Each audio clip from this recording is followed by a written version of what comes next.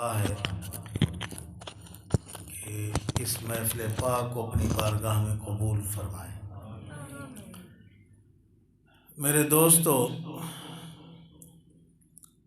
میرے آقا کریم صلی اللہ تعالی علیہ وسلم نے ارشاد فرمایا، خیرکم من تعلم القرآن وعلمہ۔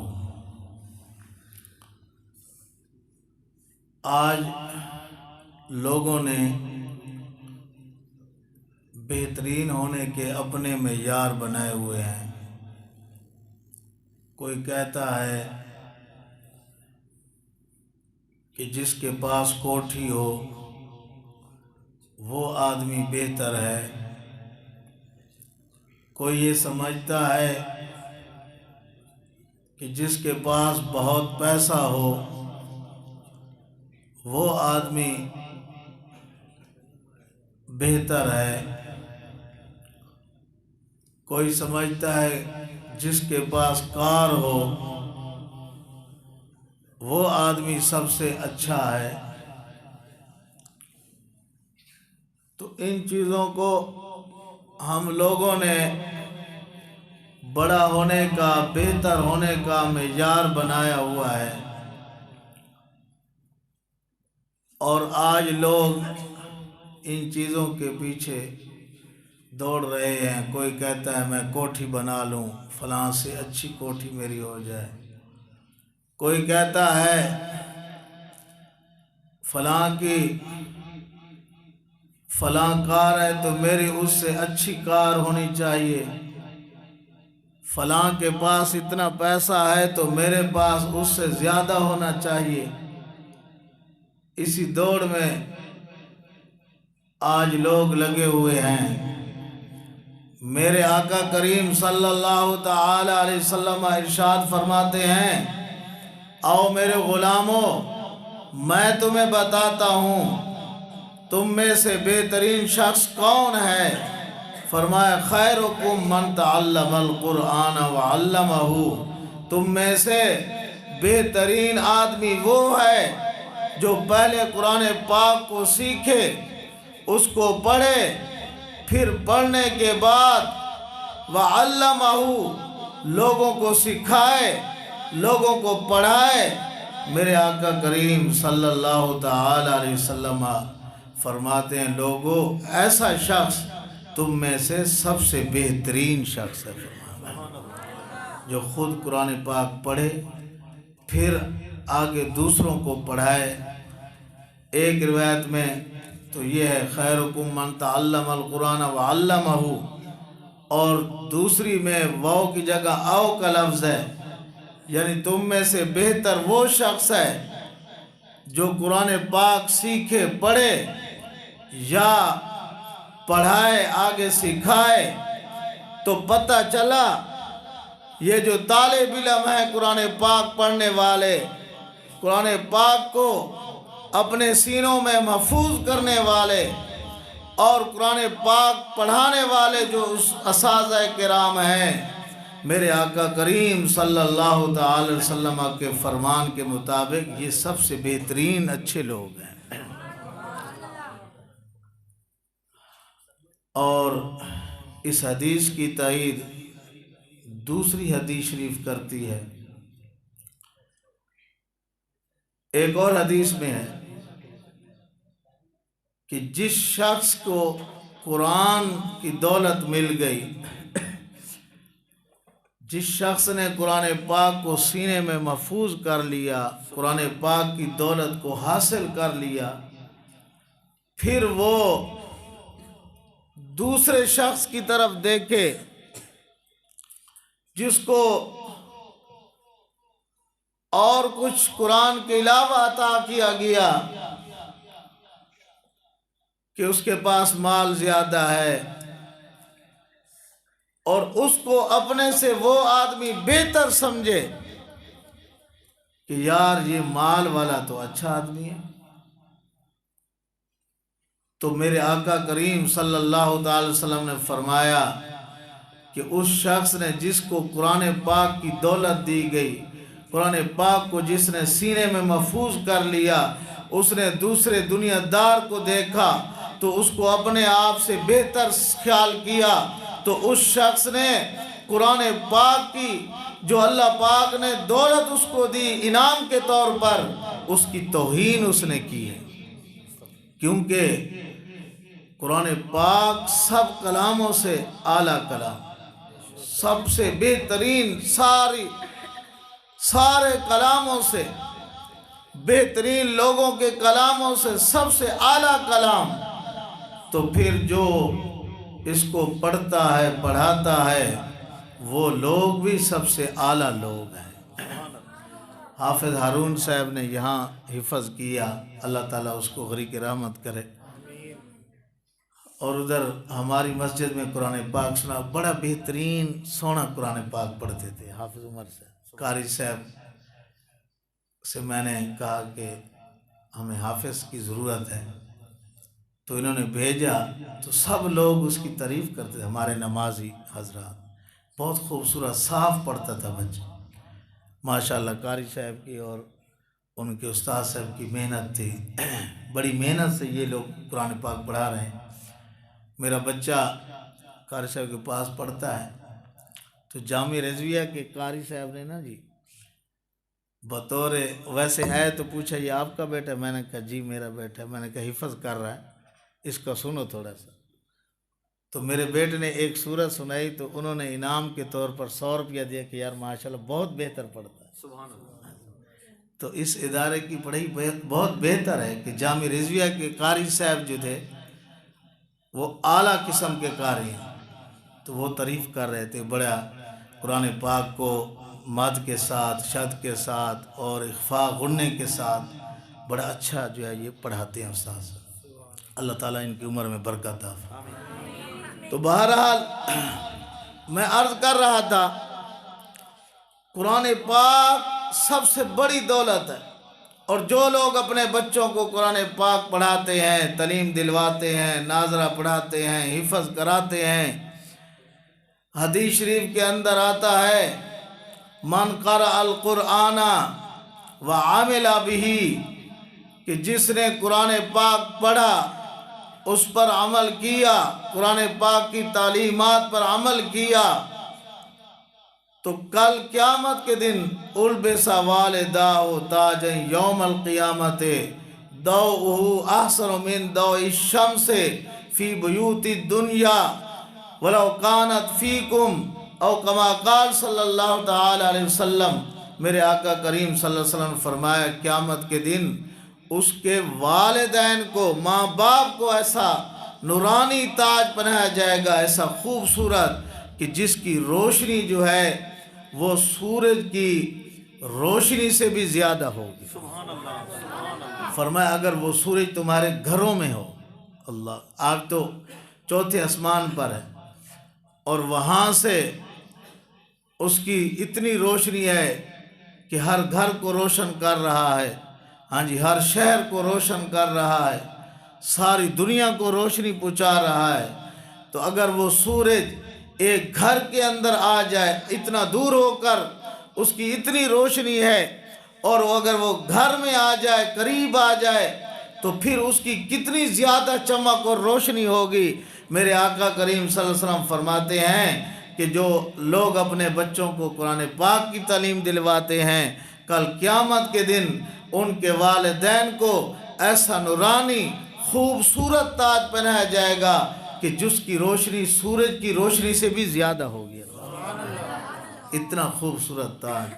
اور فرمایا فما ظنکم، کہ تمہارا کیا خیال ہے اس شخص کے بارے میں جس نے خود پڑھا اور عمل کیا۔ یعنی یہ تو قرآن پاک پڑھنے کی برکت اور اس پر عمل کرنے کی یہ برکت ہے کہ پڑھنے والے کے والدین کو یہ شان اللہ تعالیٰ فرمائے گا، تو خود جس نے قرآن پاک سینے میں محفوظ کیا اور اس پر عمل کیا، تو پھر اللہ تعالیٰ اس کو کتنا اجر اور ثواب اور شان عطا فرمائے گا۔ اور حدیث شریف کے اندر آتا ہے کہ الجنت مشتاقۃ الی اربعۃ نفر، جنت 4 آدمیوں کی جنت مشتاق. آج تو ہم لوگ دعا کرتے ہیں یا اللہ جنت عطا فرما، یا اللہ جنت عطا فرما. لیکن کچھ لوگ ایسے ہیں کہ جنت ان کی مشتاق ہے کہ وہ میرے پاس آئے. جنت کہتی ہے یہ لوگ میرے اندر آئیں، میرے قریب آئیں. جنت مشتاق ہے. الجنت مشتاقۃ الی 4 نفر، 4 آدمیوں کی مشتاق ہے. ان میں سے پہلا فرمایا تالی القرآن، جو ذوق اور شوق کے ساتھ قرآن کی تلاوت کرنے والا ہے، جنت اس کی مشتاق ہو رہتی ہے کہ کب یہ اپنی زندگی پوری کرے گا، اپنی زندگی کے ایام اس کے کب ختم ہوں گے اور کب میرے پاس آئے گا. وہ انتظار کرتی ہے، اس کے دیدار کی مشتاق رہتی ہے. اور دوسرا شخص مطعم الجیان، بھوکوں کو کھانا کھلانے والا. اور تیسرا شخص حافظ اللسان، زبان کی حفاظت کرنے والا، غیبت چغلی سے اپنی زبان کو محفوظ رکھنے والا. چوتھا شخص والصائم فی شہر رمضان، رمضان کے مہینے میں روزے رکھنے والا، رمضان کے مہینے کے. تو یہ 4 شخص ہیں، جنت ان کی مشتاق رہتی ہے. فرمایا پہلا شخص تالی القرآن، قرآن کی جو تلاوت کرنے والا ہے. ہمارے بزرگان دین کی تعلیمات کو آپ پڑھیں، ان کی زندگیوں کو پڑھیں، وہ کتنا قرآن پاک ذوق اور شوق کے ساتھ پڑھتے تھے، قرآن سے کتنی محبت کرتے تھے، قرآن کو کیسے سینے سے لگاتے تھے. حضرت امام اعظم حنیفہ رحمۃ اللہ تعالی علیہ، آپ کے بارے میں آتے آپ نے 40 سال عشاء کے وضو سے صبح کی نماز ادا کی. ساری رات نوافل ہیں، نوافل کے اندر قرآن کی تلاوت ہو رہی ہے. رمضان شریف میں حضرت امام اعظم حنیفہ رحمۃ اللہ علیہ 62 مرتبہ قرآن پاک ختم فرمایا کرتے تھے. ایک دن کو رمضان شریف کے اندر، ایک رات کو، ایک تراویح میں. اور حضرت امام شافعی 60 مرتبہ. اسی طرح ایک اور بزرگ ہیں، وہ 90 مرتبہ قرآن پاک کو رمضان شریف میں 90 مرتبہ قرآن پاک ختم کرتے تھے. حضرت خواجہ معین الدین چشتی اجمیری رحمۃ اللہ علیہ ایک دن کے وقت، ایک رات کے وقت قرآن پاک. حضرت امام بخاری رحمۃ اللہ علیہ ایک دن کو قرآن پاک ختم فرماتے، ایک رات کو ختم فرماتے. ہمارے امام اعظم حنیفہ رحمۃ اللہ علیہ جس کوٹھڑی میں قید تھے اور آپ کی وفات ہوئی، جس کوٹھڑی کے اندر آخر میں آپ کو قید کیا گیا ظالموں نے، ظالم حکمران نے، اس کوٹھڑی کے اندر آپ نے 7000 مرتبہ قرآن پاک ختم فرمایا. کتنا یہ ذوق تھا قرآن پاک کے ساتھ. اور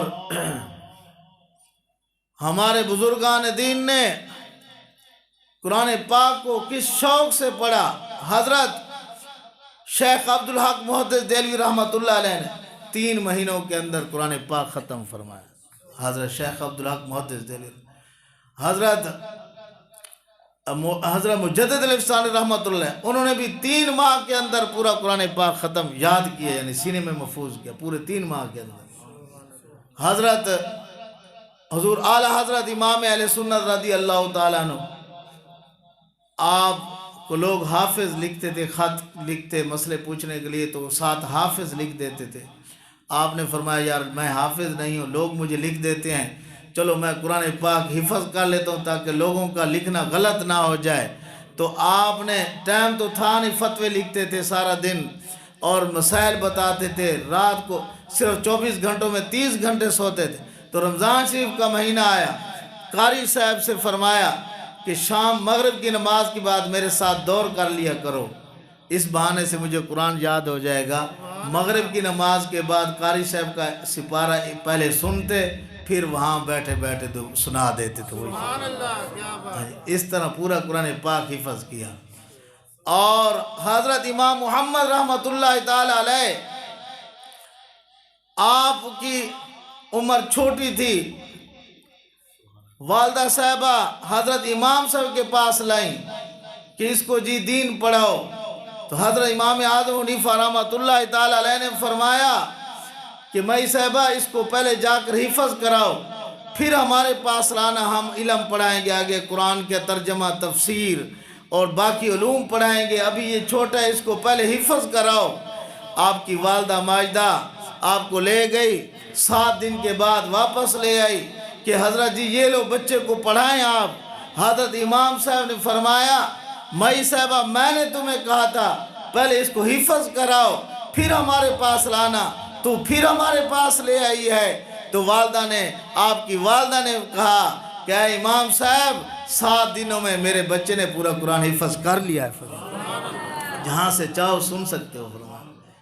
یہی امام، تو میں عرض کر رہا تھا قرآن پاک ایسی عظیم دولت ہے، جس کو اللہ پاک یہ عطا کرے تو وہ باقی دنیا داروں کی طرف نہ دیکھے، وہ یہ سمجھے کہ سب سے بہترین دولت اللہ نے مجھے عطا فرمائی ہے اور کسی کے پاس یہ دولت نہیں ہے۔ میں آخری بات واقعہ عرض کر کے بات کو ختم کرتا ہوں۔ حضرت امام محمد رحمۃ اللہ علیہ جب حفظ کر لیا 7 دنوں میں، پھر علم پڑھا، قرآن کو سیکھا، ترجمہ، تفسیر، سارے علوم پڑھے امام صاحب سے۔ جب فارغ ہو گئے 8-10 سال لگائے، اس وقت غربت کا دور تھا۔ آپ کی والدہ نے کہا بیٹے ساری زندگی تو نے پڑھنے میں لگا دی ہے، گھر میں کھانے کے لیے کچھ بھی نہیں ہے، تم کیا کرتے ہو؟ تو آپ کے منہ سے نکل گیا امی جان اب میں جا رہا ہوں، گھر واپس تب آؤں گا جب سونے کے تھال میں حلوہ ہوگا تیرے لیے، میں گھر آؤں گا تب جب سونے کے تھال میں حلوہ لے کر آؤں گا۔ تو یہ یاد رکھیں جو اللہ کے نیک بندے ہوتے ہیں ان کی زبان سے کوئی بات نکل جائے تو اللہ تعالیٰ پوری کر دیتا ہے۔ یہ حدیث شریف کے اندر ہے، اللہ کے ایسے بندے بھی ہیں زبان سے کوئی بات کہہ دیں تو اللہ تعالیٰ ان کی بات کو رد نہیں کرتا، پورا۔ ان کی زبان سے نکل گیا امی جان اب میں واپس آؤں گا سونے کے تھال میں حلوہ لے کر آؤں گا۔ گھر سے نکلے تو راستے میں ایک آدمی دیوار جو ہے وہ گلی کے اندر رکھ رہا تھا، یعنی اپنے حصے سے ہٹا کر دیوار گلی کے اندر سیٹ کر رہا تھا۔ آپ نے فرمایا بھائی جان آپ غلط کر رہے ہیں، چونکہ آپ پڑھے لکھے تھے، عالم تھے، عالم بن چکے تھے، اور علماء کے اندر آپ کا نام بھی پیدا ہو گیا تھا کہ علماء پڑھتے تھے، علماء کو پتہ تھا یہ بڑے ذہین ہیں۔ تو آپ نے فرمایا بھائی جان یہ دیوار آپ غلط رکھ رہے ہیں، اپنے حصے میں رکھیں، گلی کی جگہ تو نہ لیں۔ اس نے کہہ دیا مولوی صاحب تو کہڑی تو اٹھاں دی قطار لنگھانی ہے، آپ آگے چلے، کیونکہ آپ کا کام تھا مسئلہ بتانا، بتا دی۔ آگے گئے، آپ کی جوتی جو ہے وہ ٹوٹی ہوئی تھی، تو موچی کے پاس گئے کہ یہ جوتی جو ہے یہ سلائی کر دو، گانڑ دو۔ اس نے کہا جی پہلے اتنے پیسے رکھو، تو پھر آپ نے فرمایا میرے پاس پیسے نہیں ہیں، آپ مجھ سے مسئلہ پوچھ لیں، ایک مسئلہ 2 مسئلے پوچھ لیں، میں آپ کو مسئلے بتاتا ہوں، پیسے اب میرے پاس نہیں ہیں۔ اس نے کہا جی میں مسئلہ نو کی کرنے میں پیسے دی نہیں تو جا۔ انہیں جناب آپ وہاں سے چل پڑے، بغداد شریف میں پہنچے، وہاں پر ہارون رشید کا زمانہ تھا، وہ بیوی کے ساتھ لڑا، زبیدہ خاتون کے ساتھ، اپنی بیوی زبیدہ سے، تو زبیدہ نے کہہ دیا کہ تو دوزخی ہے، جس طرح میاں بیوی آپس میں لڑتے ہیں گھر میں کہ تو دوزخی ہے۔ اس نے کہا اچھا پھر میں دوزخی ہوں تو پھر تجھے 3 طلاق ہے۔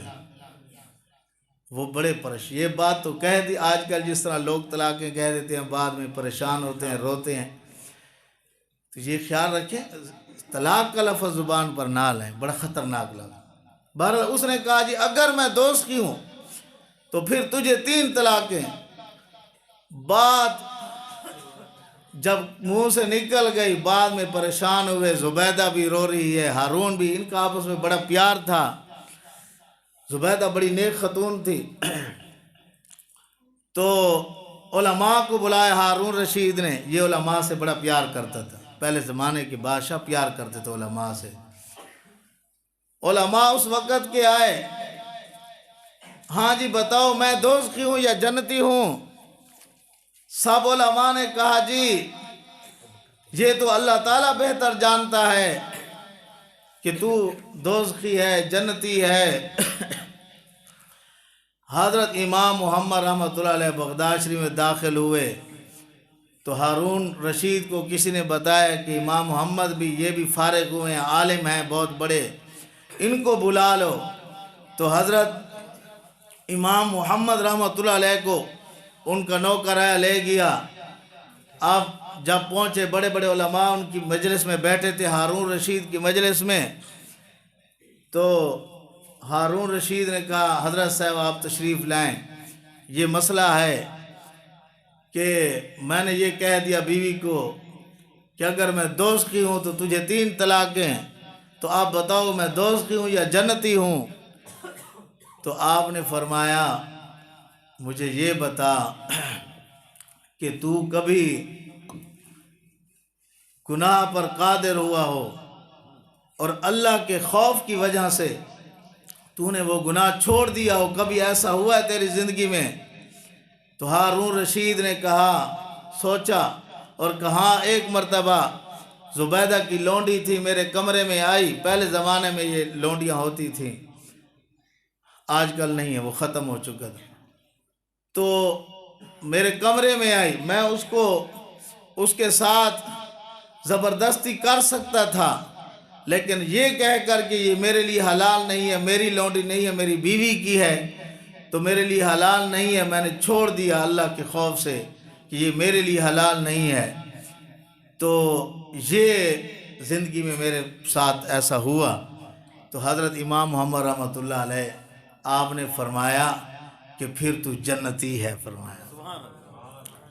اور پھر یہ قرآن پاک کی آیت دلیل میں پیش کی، وَأَمَّا مَنْ خَافَ مَقَامَ رَبِّهِ وَنَهَى النَّفْسَ عَنِ الْهَوَىٰ فَإِنَّ الْجَنَّةَ هِيَ الْمَأْوَىٰ، کہ جو اپنے رب سے ڈر گیا، اپنے رب کی بارگاہ میں کھڑا ہونے سے ڈر گیا اور اپنے آپ کو گناہ سے بچا لیا، روک لیا، تو اس کا ٹھکانہ جنت کے اندر ہے، فرمایا۔ تو اس وقت کے علماء جو بیٹھے تھے سب نے تائید کی کہ بالکل امام محمد رحمۃ اللہ نے مسئلہ صحیح بتایا۔ تو حضرت امام صاحب کو ہارون رشید بادشاہ تھا، بادشاہ لوگ جب انعام دیتے ہیں تو کھلا انعام دیتے ہیں، 100 اونٹوں کی قطار غلے سے لدی ہوئی، اس نے کہا یہ آپ کا انعام ہے، لے جاؤ اپنا۔ تو اس کے بعد زبیدہ خاتون نے، وہ بڑی خوش ہوئی کہ پریشان تھی کہ مجھے تو طلاق ہو گئی، تو پھر کیا مسئلہ؟ تو اس کو پتہ چلا کہ طلاق نہیں ہوئی، تو وہ سونے کے تھال میں حلوہ جو ہے پکا کر انعام کے طور پر لے کر آ گیا، اللہ اکبر۔ تو امام صاحب وہ حلوہ لے کر، اونٹوں کی قطار لے کر، نال نوکر چاہ کر اس نے بھیجے، تو اپنے شہر میں آئے۔ وہ جو آدمی جو دیوار جس نے گلی کے اندر رکھی ہوئی تھی، تو اس سے کہا بھئی اپنی دیوار پیچھے ہٹا، اونٹوں کی قطار آ گئی ہے، فرمایا۔ اس کو پھر ہٹانی پڑی دیوار۔ نعرہ تکبیر، نعرہ رسالہ، علماء اہل سنت۔ پھر وہ موچی جس نے جوتی گانٹ کر نہیں دی تھی، تو اس کی اولاد نہیں تھی، کافی دیر بعد اللہ نے اس کو بیٹی دی تھی، تو اس نے یہ منت مانی تھی کہ میں بیٹی کو جہیز میں دنیا اور آخرت کی ساری نعمتیں دوں گا، ورنہ میری بیوی کو طلاق۔ اس نے یہ کہہ دیا خوشی میں کہ مجھے اللہ نے بیٹی دی ہے، اتنے سالوں کے بعد اس کی میں شادی کروں گا، جہیز میں دنیا کی بھی ساری نعمتیں دوں گا، آخرت کی بھی ساری دوں گا۔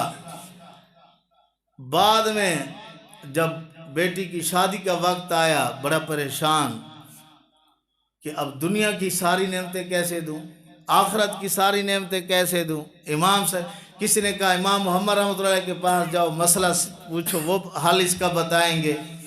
تو وہ امام صاحب کے پاس آیا، امام صاحب پہچان گئے، اس نے مسئلہ عرض کیا کہ یہ میرا مسئلہ ہے، اب میں دنیا کی نعمتیں نہیں دے سکتا ساری، آخرت کی، ورنہ میری بیوی کو طلاق ہوتی ہے، آپ مہربانی فرمائیں۔ آپ نے فرمایا اتنے درہم پہلے نکالو یہاں، پھر میں مسئلہ بتاتا ہوں۔ 10 درہم فرمایا رکھو یہاں۔ فرمایا تجھے پتہ ہے میں آیا تھا تیرے پاس، تو نے مجھے جوتی گانٹ کر نہیں دی تھی، پیسے لیے تھے، طلب کیے تھے، میرے پاس پیسے نہیں تھے، آج 10 درہم پہلے ادھر رکھو پھر میں تجھے اس کا حل بتاتا ہوں۔